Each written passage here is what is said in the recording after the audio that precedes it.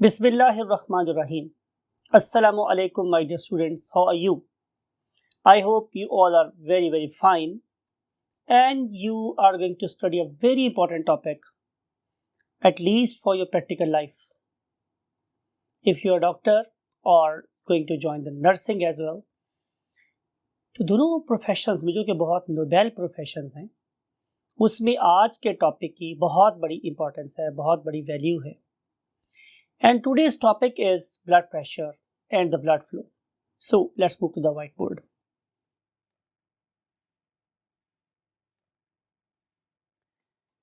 Yes, my dear future doctors, जैसा मैंने आपको बोला कि आज हमारा टॉपिक है blood pressure and rate of flow. Blood pressure से मुराद ये है कि किसी खास एरिया में से ब्लड कितनी फोर्स के साथ गुजर रहा है, और रेट ऑफ फ्लो से मुराद है कि उस पर्टिकुलर यूनिट एरिया में से कितना ब्लड गुजर रहा है. These are two different things. So उसके लिए हम पहले स्टार्ट करते हैं कि what is meant by the blood pressure. इसको हम पहले डिस्कस कर चुके हैं आप लोगों के साथ, लेकिन फिर भी हम दोबारा लिख रहे हैं आप लोगों के लिए कि what is basically the blood pressure.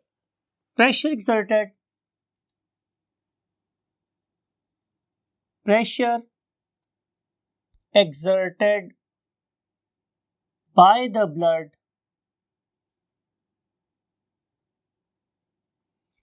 literally साइडों पर on the walls of blood vessels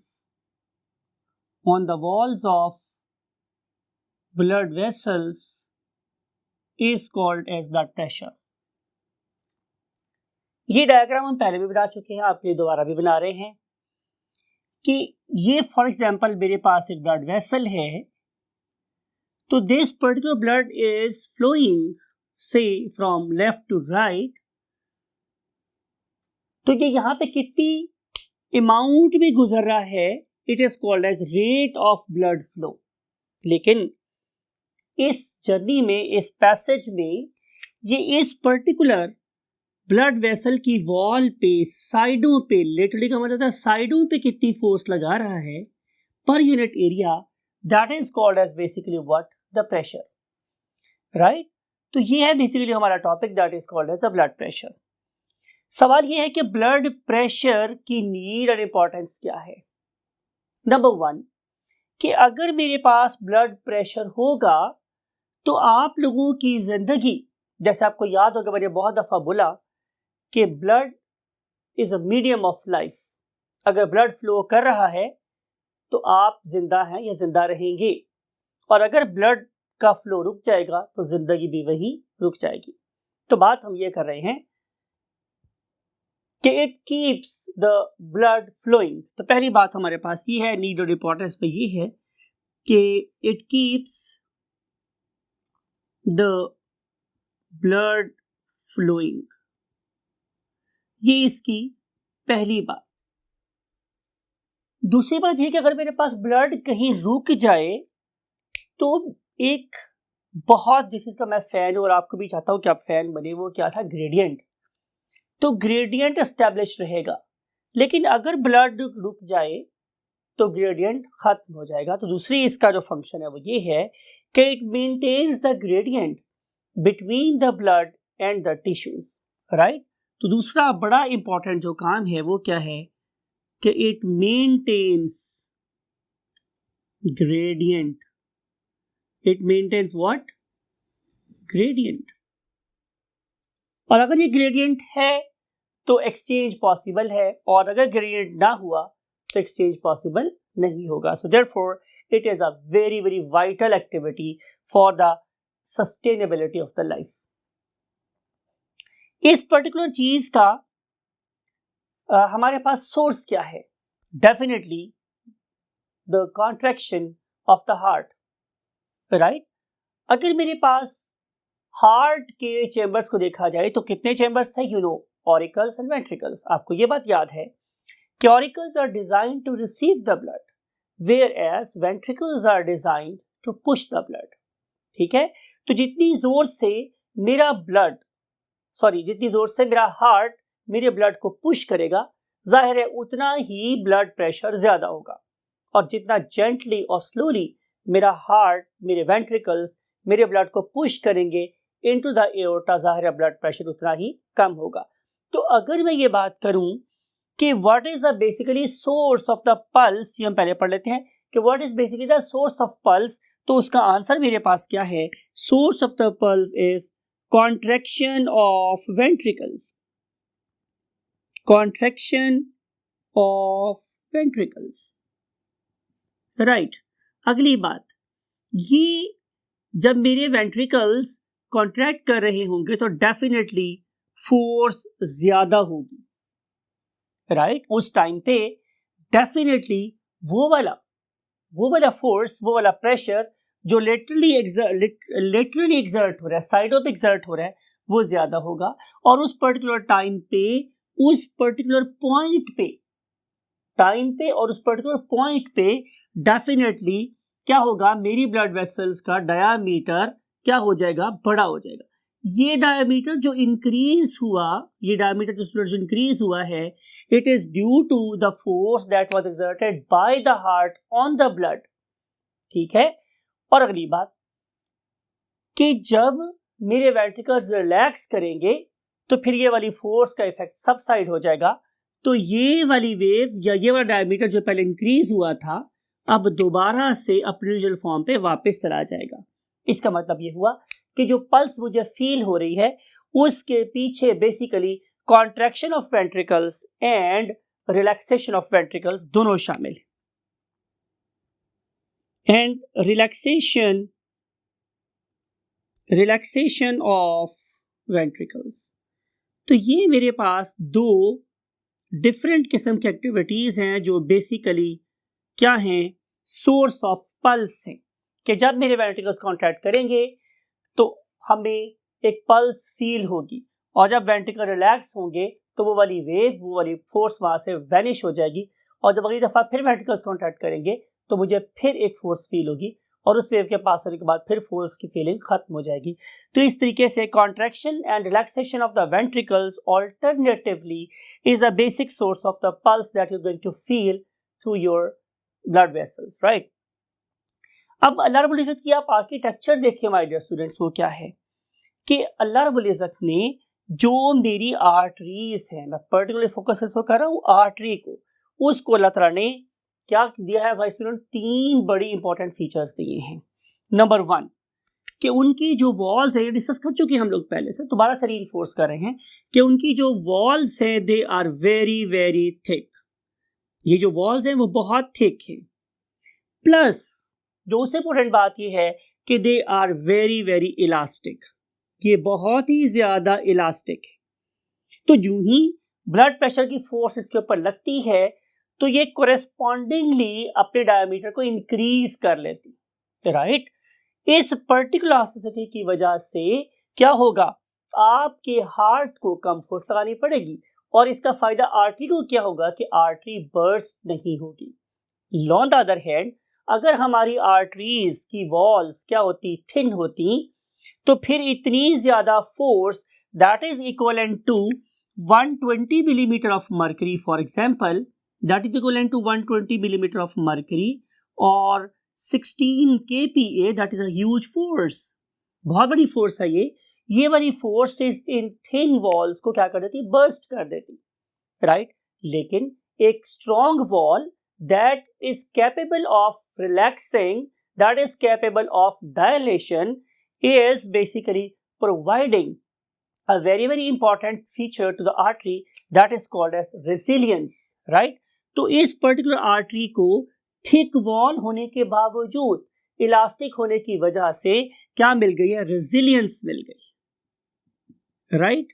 तो this particular resilience is the key feature of that particular blood vessel, we call it what, artery, right. बहुत thick है लेकिन बहुत elastic है। जब तक आप लोगों की आर्टरीज इलास्टिक रहती हैं आपका हार्ट बहुत कंफर्टेबल रहता है। आपको याद होगा हमने लास्ट लेक्चर में कुछ डिजीजेस पढ़ी थी, those were basically associated with the arteries, कि अगर आप लोगों की आर्टरीज की वॉल थिक हो जाए तो डेफिनेटली फिर ब्लड प्रेशर हमेशा हाई ही रहता है। That is basically a you can say inheritable disorder, right. हम चलते हैं आगे। अगली बात बड़ी इंपॉर्टेंट है, बिकॉज कि आपकी प्रैक्टिकल लाइफ में इस पर्टिकुलर चीज की बहुत इंपॉर्टेंस है, how we can measure the blood pressure. तो इसका आंसर मेरे पास ये है स्टूडेंट्स, कि हम लोग करते क्या हैं कि हम दो तरीके से ब्लड प्रेशर को मेजर कर सकते हैं। उनमें से एक का नाम मेरे पास क्या है, very first method is analogue, right, and other method is known as what, digital. जैसे मैंने आपसे इंट्रोडक्शन में प्रॉमिस किया था कि हम दोनों वे से मेजर करना सीखेंगे, राइट। तो दोनों केसेस में आप लोगों को क्या चाहिए है, look at this image, look at this video. इस वीडियो में आपको नजर आ रहा है कि we are in need of a definite person, और चाहिए हमें उसकी बाजू, और बाजू हम कोई भी यूज कर सकते हैं, लेफ्ट या right, but for the more accurate reading हमें we should lie very close to the heart, और उसके रेफरेंस से हमारी जो लेफ्ट आर्म है it is more suitable. And the second thing is कि आप लोग अपना ब्लड प्रेशर मेजर करने से कम 15-20 मिनट पहले आप आराम सुकून से बैठे हुए, आप रिलैक्स हो। ये ना हो कि आप कार चला के आए हो या बाइक चला के आए हो तो आप फौरन अपना ब्लड प्रेशर मेजर करने बैठ जाएं, तो उसकी वजह डेफिनेटली ज़्यादा होती है, बिकॉज के ट्रैफिक में you know very well there is a problem that is called as adrenal rush. So if we want to avoid any, or if we want to rule out the effect of any adrenal rush, so we have to take our blood pressure after at least 15 to 30 minutes after resting in, you can say, peace. फिर हम बात ये कर रहे हैं हमारे dear students के आप लोगों को चाय नहीं पीनी चाहिए, आप लोगों को कॉफ़ी नहीं लेनी चाहिए, आप लोगों को कोई ऐसी मेडिसिन नहीं लेनी चाहिए जिसने आप लोगों के ब्लड प्रेशर को हाई कर दिया हो, राइट। इन सारी चीज़ों को, इन सारे फैक्टर्स को आप एक्सरसाइज आपने ना की हो, आप भागे दौड़े ना कहीं से आए हो, तो इन सारी चीज़ों को रिलैक्स को निगेट करने के बाद अगली इंपॉर्टेंट बात यह है कि आप क्रॉस लेग के साथ ना बैठे हो। अगली बात यह है कि आपने किसी के साथ टेक ना लगाई हो, ये ना हो कि आपकी मोस्ट ऑफ द बॉडी जो है वो किसी चीज़ से अगेंस्ट प्रेशर में हो। ये सारी चीज़ें रूल आउट करने के बाद अब आप क्या करेंगे, अब आप अपने पेशेंट को या आप अपने जो भी विक्टिम है उसके बाजू को हार्ट के बहुत पास रखेंगे। जब हम हार्ट के बहुत पास रखने की बात करेंगे तो इसका मतलब यह है कि it should be in this position, right. अगर आप यहाँ पे कहीं मेरा हार्ट है तो ये ही मेरी बाजू की पोजीशन है। ऐसा नहीं है कि मैंने बाजू को नीचे किया हुआ है, या ऐसा नहीं है कि मैंने बाजू को ऊपर किया हुआ है। अगर मेरा बाजू ऊपर है तो मेरे ब्लड प्रेशर की नॉर्मल वैल्यू से वैल्यू कम आएगी, और अगर मैंने नीचे किया हुआ तो इस यूनो वेरिएबल की gravity is a very strong force, it can effect, right. तो इन सारी बातों को अंडरस्टैंड करने के बाद हम क्या करेंगे कि हम अपने पेशेंट की बाजू को अपने हार्ट के इक्वल साइड बराबर रखेंगे, इसको बड़ा किसी चीज़ के ऊपर रेस्ट करेंगे ताकि इसकी मूवमेंट से ब्लड प्रेशर पर इफेक्ट ना पड़े, और उसके बाद हम इस पर्टिकुलर आर्म में फील करेंगे अपनी ब्रैकियल आर्टरी। और ब्रैकियल आर्टरी नॉर्मली आप लोगों के बाजू की मीडियल साइड पे होती है। आपको याद है यहाँ मैंने वर्ड यूज किया था लेटरल। लेटरल क्या होता है, साइड वाला। ये जो साइड है ये वाली, ये लेटरल है, बाहर वाली, और जो अंदर वाली साइड है हम क्या बोलते हैं, मीडियल, अंदर वाली। तो मीडियल साइड पे हमारी ये क्या पाई जाती है, ब्लड आर्टरी पाई जाती है, that is called as brachial artery. तो आप लोग क्या करेंगे कि आप अपने कफ को इस पर्टिकुलर ब्रैकियल आर्टरी के पास कहीं बांधेंगे, about 1 inch higher than the elbow joint, ठीक है।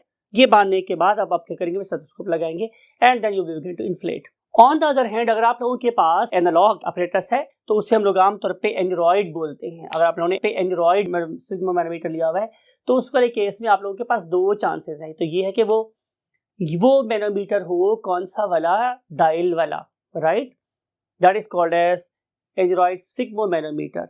या फिर दूसरा मेरे पास क्या होता है, लुक एट दिस इमेज, इसमें आपको नजर आ रहा है कि that particular doctor is basically using a mercuric blood pressure apparatus. तो 3 किस्म के अपरेटस मेरे पास हो गए। जो पहले 2 किस्म के हैं वो बेसिकली यूज कर रहे हैं एनालॉग मेथड, और जो डिजिटल है डेफिनेटली वो हमारा डिस्प्ले देता है स्क्रीन के ऊपर।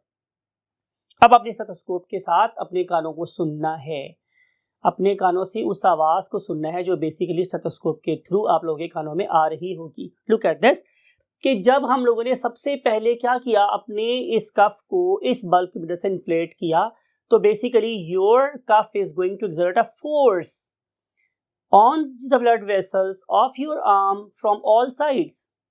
एक टाइम ऐसा आएगा कि जब प्रेशर कम होता होता ऑलमोस्ट 0 हो जाएगा।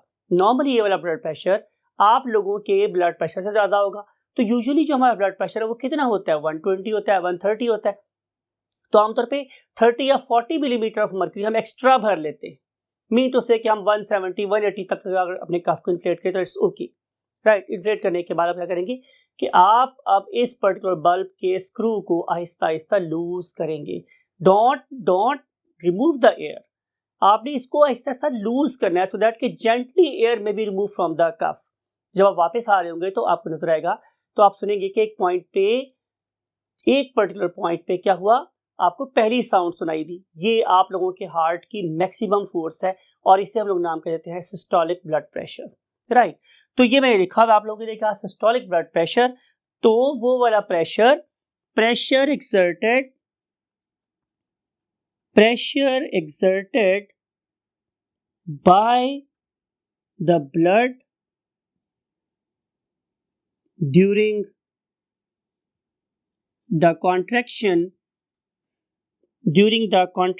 of ventricles, ये डिस्कस हुआ है पहले आप लोगों के साथ। तो जब आप लोगों के वेंट्रिकल्स कॉन्ट्रैक्ट करते हैं तो उस टाइम पे जो ब्लड प्रेशर होगा we call it as what, systolic blood pressure, और it is due to the systole of the ventricles.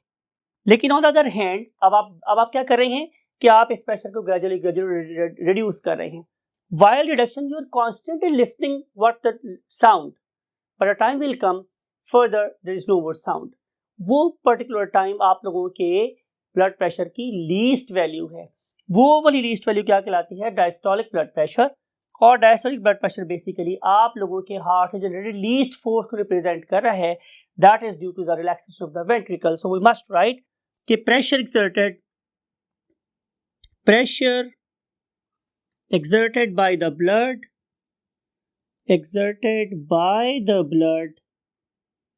during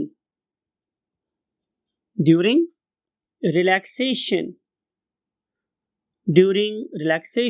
of ventricles is called as diastolic blood pressure. और जो हमारी यूजुअल सिस्टोलिक ब्लड प्रेशर की value है, you know very well कि it is approximately 100 to 130 millimetre of mercury. ज्यादा fit बंदों का blood pressure कम होता है और डिजीज्ड पर्सन का ब्लड प्रेशर ज्यादा होता है। So if your blood pressure is lying close to 100 or 110, it means you are more fit as compared to the person who has got 130 millimeter of mercury blood pressure. और अगर हम नीचे blood pressure की बात करें तो ये 70 से लेकर 85 तक हो सकता है। वैसे तो 90 भी लोग चलते हैं, नो प्रॉब्लम एट ऑल, लेकिन हम यूजुअली 70 को 75 को 85 को normal diastolic blood pressure consider कर रहे होते हैं, राइट माय डियर स्टूडेंट्स। अब इस पर्टिकुलर चीज में आपको याद रखना है कि ये जो ब्लड प्रेशर हम बोल रहे हैं ये 760 मिलीमीटर ऑफ मर्करी के अलावा है, राइट। आपने एक बात और याद रखनी है कि आप लोगों के ब्लड का जो वॉल्यूम है अल्लाह ताला ने इतना ज़्यादा रखा हुआ है कि किसी भी टाइम पे इवन अगर आप मर भी जाएंगे, ज़ाहिर कुल्लु नफ्सिन ज़ाइक़ातुल मौत, हम मर भी जाएंगे तो तब भी हमारी ब्लड वेसल्स क्या रहेंगी, ओपन रहेंगी, बिकॉज कि मेरे बॉडी में ब्लड का इतना वॉल्यूम है जो कि आर्टरीज और वेन्स को और क्या अपने से कोलैप्स होने से रोकता है, राइट। तो ये था थोड़ी सी बात कि अब इस पर्टिकुलर वॉल्यूम को हमने बेसिकली क्या रखना है, इन कांस्टेंट मोशन रखना है और इसके लिए डेफिनेटली मुझे हार्ट की जरूरत है। अब अगली बात हमें ये देखनी है हमारे स्टूडेंट्स कि मेरा ब्लड प्रेशर कभी ज्यादा होता है और कभी कम होता है। हमने ये देखना है कि ब्लड प्रेशर कब ज्यादा होता है और कब कम, उसके लिए मूव करना पड़ेगा हमें next column of the board पे। So look at this my dear students. इसमें आप लोगों के लिए हमने वही ग्राफ ड्रॉ किया है, डेफिनेटली थोड़ी सी मेहनत की हम लोगों ने, जो कि आप लोगों की बुक के अंदर भी प्रेजेंट है, राइट। इस पर्टिकुलर ब्लड प्रेशर, इस पर्टिकुलर ग्राफ में you can see the distinct zones. आप अगर you are looking at along X axis तो ये वाला जोन एओर्टा को रिप्रेजेंट कर रहा है। This whole zone is showing what the blood pressure in aorta, and then you know very well aorta divides to form arteries, and this very zone is showing the blood pressure in arteries, and you know arteries further divide to form arterioles somewhere here, and blood pressure in arterioles is lying in this zone. and at the junction of arterioles and capillaries you can see the blood pressure. वो हम discuss करते हैं अभी आप लोगों के साथ, वो हम याद रखेंगे. And then we will see the blood pressure in venules and then in the veins and then in the vena cava. तो ये डिस्टिंक्ट जोन मुझे बता रहे हैं कि किस किस part of the blood vessel में कितना कितना प्रेशर हो सकता है या होता है, राइट. और ये जो मेरे पास कॉलम है, look at this column, this is particularly Y axis, और वाई एक्सेस के लिए लिखा हुआ हमने blood pressure in millimetre of mercury, it is rising in upward direction, right. So look at this, हम बात को शुरू करते हैं एओर्टा से. तो एओर्टा में आपको क्या नजर आ रहा है कि in case of aorta blood pressure is lying 120 और सो 280, यानी कि ये वाला ब्लड प्रेशर जो मुझे जाहिर हाई वैल्यू दे रहा है, आप पढ़ लिखे बच्चे आपने सीख लिया है कि यूजुअली द ब्लड प्रेशर जो जिसकी वैल्यू ज्यादा होती है it is called as what, systolic blood pressure. तो समवेयर हियर और here is what, systolic blood pressure, systolic blood pressure, and definitely it is showing the power of the ventricles, right. अब हम बात ये कर रहे हैं कि ये जो मेरे पास सिस्टोलिक ब्लड प्रेशर है, अगर मैं इसके लिए आप लोगों से कहूं कि ये फोर्स कितनी होगी, तो आप अपने हाथ में एक टेनिस का बॉल लें और उस टेनिस के बॉल को, नया बॉल लें, उसको हाथों में प्रेस करके देखिए. उस वक्त जितनी फोर्स आपके मसल जनरेट कर रहे हैं उतनी फोर्स आप लोगों का हार्ट जनरेट करता है फॉर एवरी पंपिंग. और ये बात याद रखिएगा कि चूंकि आप लोगों की बॉडी डिफरेंट चीज़ों को डिफरेंट वे में रिस्पॉन्ड कर रही है, जैसे कि आपने शेर सुना होगा, क्यों गर्दिश अय्याम से घबरा ना जाए दिल, राइट. कि जब हम डिफरेंट चीज़ों को देखते हैं, कभी हम खुश होते हैं, कभी हम लोग दुखी होते हैं, इवन हम कभी बैठे हैं, कभी हम लोग खड़े हैं, कभी हम पार्शियल स्लंबर पोजिशन में हैं, तो all the time your heart is an excellent mathematician. It is going to calculate each and every value that is being generated by your body, and then every time it is going to decide the amount of blood that should go out of the heart, amount of force that should go out of the heart. It means कि जो cardiac output है वो detect कर रहा होता है, determine कर रहा होता है, राइट. तो मैं आपसे बात ये कर रहा स्टूडेंट्स कि systolic blood pressure is a very huge force, ठीक है. और उसके निस्बत जो हमारे पास नीचे वाली पीक है, look at this particular peak, तो ये वाली पीक मुझे क्या शो कर रही है, it is going to show me the lower value that is called as a diastolic blood pressure. This one is called as what, diastolic blood pressure, diastolic blood pressure, right. अब आप देखें कि कितनी तेजी से एओर्टा के बाद जब ब्लड आर्टरीज में जाता है तो सिस्टोलिक और डायस्टोलिक ब्लड प्रेशर तेजी से कम हो रहे. अब इसको मैं समझाता हूं आमतौर पर अपने स्टूडेंट्स को, जाहिर है आप लोगों को भी ऐसे ही समझा रहा हूं कि आप ये समझ लें कि आप इस वाले केस में मोटरवे पे जा रहे हैं. मोटरवे में सड़क आपके पास काफी खुली है, आपके पास इंजन भी काफी बड़ी कैपेसिटी का है, रुकावट वाला कोई नहीं है, आप टॉप गियर लगाएं और कार को भगा सकते हैं. हाँ, प्रोवाइडेड कि चालान का डर ना हो, right. You can go at any speed.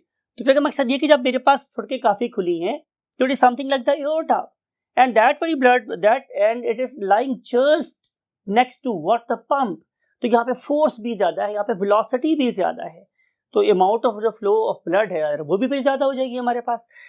तो इस वाले केस में जो ही हम क्या करते हैं कि किसी मोटरवे से उतर के शहर की किसी बड़ी सड़क पे जाते हैं, तो डेफिनेटली वहाँ पे ट्रैफिक बढ़ जाती है, सड़कें थोड़ी कम चौड़ी हो जाती है, नैरो डाउन हो जाती हैं. तो जाहिर है क्या होगा, उस वक्त मेरे इंजन की वो पुश नहीं रहेगी, तो मुझे स्पीड को कम करना पड़ेगा. सेम ऐसा केस है कि हम देखते हैं तो बहुत तेजी के साथ मेरे ब्लड प्रेशर में डेफिशिएंसी हो जाती है. रीजन मैंने आपको बता दी है कि बार बार की बाइफर्केशन और कॉन्स्टेंटली नैरो होता हुआ डायमीटर क्या कर रहा है, रेजिस्टेंस ऑफर कर रहा है, and that resistance is going to decrease the blood flow, ठीक है. और ये वाला ब्लड प्रेशर भी बहुत तेजी से फॉल होता है, क्योंकि बहुत तेजी के साथ जब ये ब्लड वेसल्स क्या करेंगे, डिवाइड करेंगी, तो इसकी समझ लें कि हम किसी गलियों में घुस गए हैं, ये समझ लें आप लोग. तो गलियों में जाहिर है ड्राइव करना और डिफिकल्ट हो जाता है, हमारी बाइक की स्पीड या कार की स्पीड और स्लो हो जाती है, और अगर उसके ऊपर जंप्स भी बनी हो जैसे कि हमारे प्यारे पाकिस्तान में बनी होती हैं, तो ज़ाहिर हमारी स्पीड की वजह से स्टूडेंट्स और कम हो जाएगी. तो same is the case here, जिसकी वजह से देखिए there is a marked decrease in what, blood pressure. For example, now I am at the junction of arterioles and capillaries. तो आप देख रहे हैं कि blood pressure 30 millimetre of mercury रह गया है। इमेजिन कि हम लोग कहाँ से चले थे, हम लोग चले थे 120 मिलीमीटर ऑफ मर्करी से, और अब हम 30 मिलीमीटर ऑफ मर्करी के ऊपर आके पहुंच गए हैं। इतने कम प्रेशर, इतनी कम स्पीड की, जैसा मैंने बताया था आपको, लॉजिक सिर्फ और सिर्फ यही है कि जितना स्लोली ब्लड पास होगा उतना ही ज्यादा हम क्या करेंगे, रेट ऑफ एक्सचेंज इंक्रीज कर सकेंगे।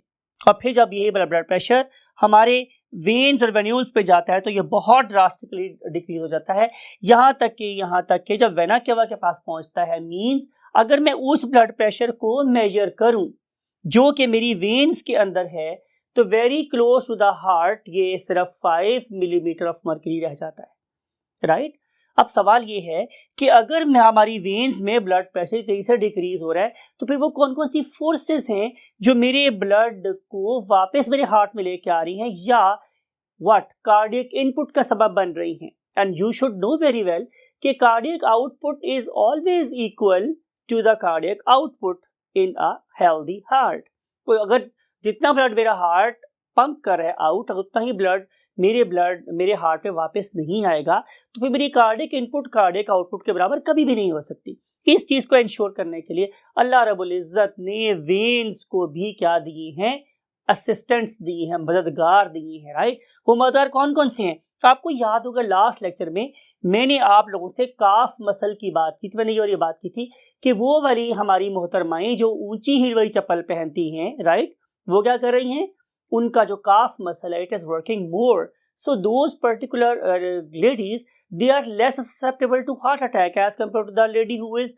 और the girl who is using the flat shoes, right. तो कहने का मकसद मेरे पास था कि skeletal muscles they are literally milking, मैंने एक वर्ड लास्ट टाइम यूज किया, they are literally milking what the blood in veins, उसको पुश करती हैं ऊपर की तरफ हमारे स्केलेटल मसल्स। पर फिर जब ब्लड इस लेवल से ऊपर आके हमारे एब्डोमिनल और फिर कहाँ जाता है, हमारे थोरेसिक जोन में जाता है, तो फिर हमारे जो ब्रीदिंग में इन्वॉल्व मसल है उसमें मेरे एब्डोमिनल मसल भी शामिल है, मेरे थोरेसिक मसल्स भी शामिल है। Literally they are also carrying out the same milking effect, और वो हमेशा ब्लड को क्या करते हैं, साइडों से प्रेस करते हैं। आपको पता है जब हम ब्लड को साइडों से प्रेस करेंगे तो ब्लड ऊपर की तरफ मूव करेगा और टुवर्ड्स द हार्ट मूव कर रहा होगा। लेकिन इंपॉर्टेंट बात क्या है कि इस पर्टिकुलर ब्लड को नीचे या वापस गिरने से रोकने वाले ग्रेट स्ट्रक्चर का नाम मेरे पास क्या था, आपको याद है, सेमाइल्यूनर वेल्व। तो सेमाइल्यूनर वेल्व स्केलेटल मसल्स, जिसमें खास तौर पे आपको वो काफ मसल की बात तो कभी भी नहीं भूलनी चाहिए आप लोगों को। और जैसे मैंने लास्ट टाइम भी बोला था कि बॉयज को अपने काफ मसल एक्सरसाइजेस करनी चाहिए, ब्रीदिंग, और फिर जो हमारी सराउंडिंग मसल्स है all of them they are trying their best what to provide same amount of blood that is being pumped out of the heart. Mean to say they are trying their best to equalize cardiac input and cardiac output. ठीक है my dear students, तो ये वो सारी बातें हैं, those are regarding to the you can say blood pressure in various sections of the blood vessels. अब हम यूँ कर सकते हैं कि हम इन सारियों का एक मीन क्या ले सकते हैं, ब्लड प्रेशर। आपको याद है मैंने बोला था जब हम काफ मसल, जब हम लोग अपने यहाँ पे कफ लगाएंगे तो यहाँ पे तो बहुत कुछ है, जहाँ यहाँ पे आर्टरीज भी हैं, यहाँ पे कैपिलरीज भी हैं, यहाँ पे वेन्स भी हैं। तो इस पर्टिकुलर टाइम पे वो ब्लड प्रेशर जो आप मेजर कर रहे होते हो वो तो बेसिकली एवरेज होता है, that is lying somewhere here, इसके साथ साथ चल रहा है। तो ये जो ब्लड प्रेशर है that is called as a mean blood pressure, right my dear students.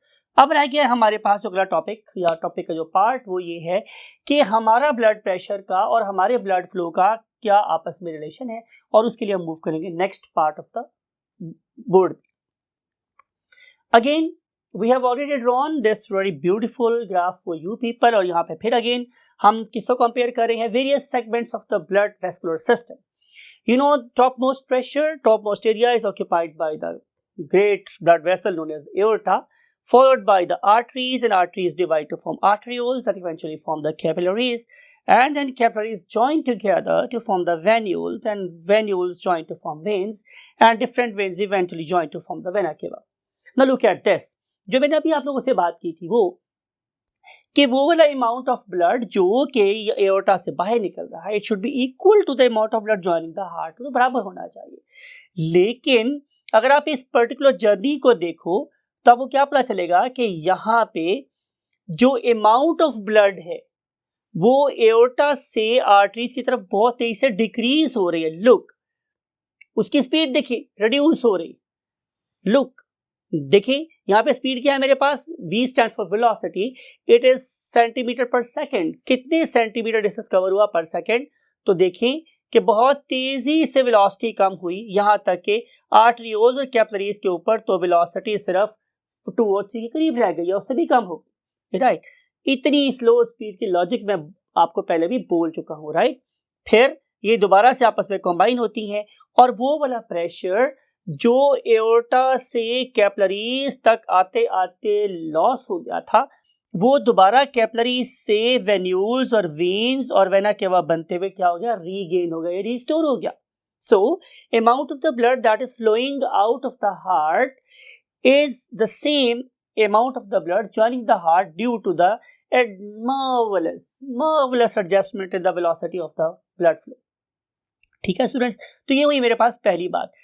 लेकिन एक बात आपको ये भी याद रखनी है कि जो किसी भी पर्टिकुलर स्टेज पे किसी ब्लड वेसल में से कितना ब्लड फ्लो करता है, ये डिपेंड करता है उस पर्टिकुलर जोन के टोटल क्रॉस सेक्शनल एरिया पर, राइट। अब आप देख रहे हैं यहां पर कि कैसे क्रॉस सेक्शनल एरिया बढ़ गया, किस में, कैपिलरीज। लुक एट दिस कि अगर मैं टोटल एओर्टा को जमा करूं अपनी बॉडी के, राइट, टोटल आर्टरीज को जमा करूं, टोटल आर्टरियोल्स को जमा करूं, ठीक है, तो मैं देखूंगा कि इन सबको जमा करने के बावजूद भी जो टोटल एरिया है वो कोई बहुत ज्यादा सिग्निफिकेंट नहीं है।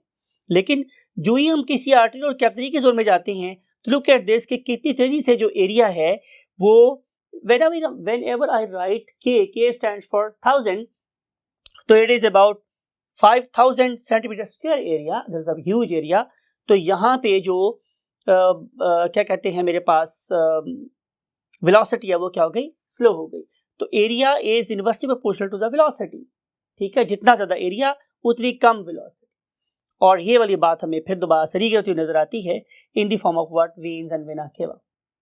सो आप लोगों को बेसिकली इस पर्टिकुलर डायग्राम में जो चीज अंडरस्टैंड करनी है वो ये है कि किसी भी पर्टिकुलर लेवल पे कितना ब्लड फ्लो करे उसका इन्हिसार उस पर्टिकुलर जोन के टोटल क्रॉस सेक्शनल एरिया के बराबर होता है, राइट।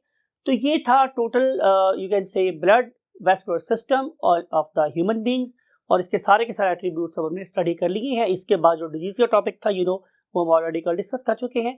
और अब हम आप लोगों से मिलेंगे लिम्फेटिक सिस्टम के साथ इंशाल्लाह नेक्स्ट लेक्चर में।